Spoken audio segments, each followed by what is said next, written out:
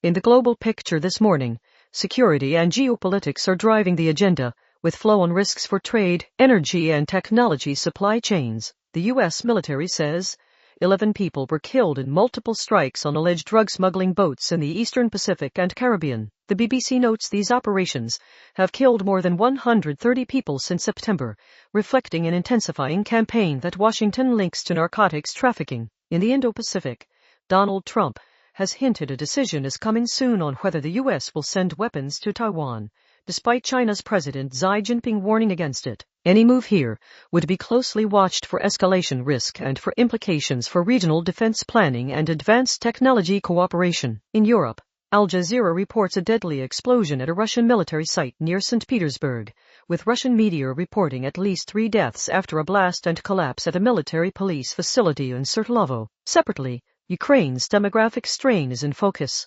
The BBC reports Ukraine is funding troops to freeze eggs or sperm, underscoring the long-term human cost of the war. On the Middle East file, nuclear diplomacy remains fragile. The Financial Times reports Iran says an understanding has been reached with the U.S. to guide nuclear talks, with both sides describing progress, but warning negotiations will be difficult. Al Jazeera also notes Iran's supreme leader is maintaining tough rhetoric even as talks continue. On the global economy and technology regulation, the EU has opened a probe into online retailer Shein after a scandal involving alleged illicit goods, with scrutiny extending to claims of addictive design, according to Al Jazeera. This is part of a broader push to tighten oversight of large digital commerce platforms. Turning to Australia, the key material development is in financial regulation and consumer protection.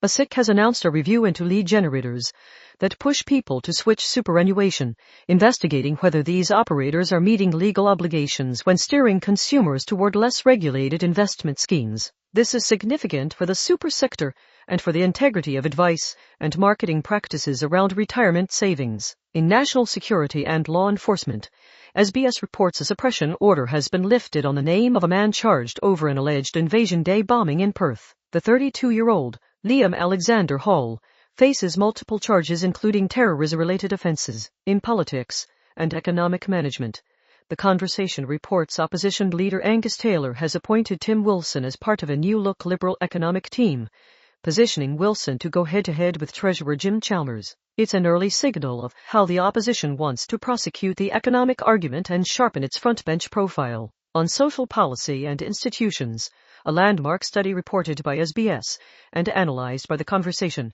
finds systemic racism in Australian universities, with Jewish and Palestinian students reporting the highest levels of discrimination in the survey. Expect pressure on university leadership and governments for clearer standards, reporting and enforcement. In NSW, SBS reports protest restrictions in Sydney have been eased after nearly 2 months, following laws rushed through Parliament after the Bondi terror attack in December. The easing will be watched for how it balances public order with civil liberties. Markets and sport.